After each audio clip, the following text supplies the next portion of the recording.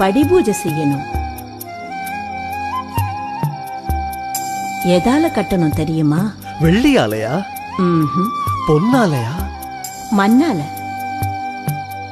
மண் ஆள வந்த மணிகண்டனுக்கு மண்ணால படிகட்டணும்.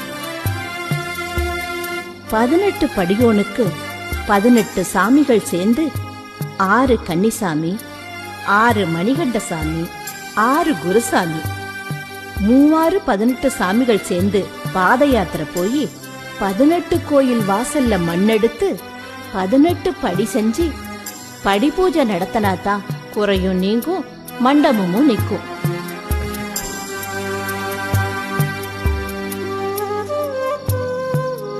இது 18வது வருஷம். இந்த வருஷம் 18 படி கட்டி படி பூஜை செய்யலனா அப்புறம் எந்த வருஷமும் மண்டபமும் நிக்காது, மணிகண்டபுரமும்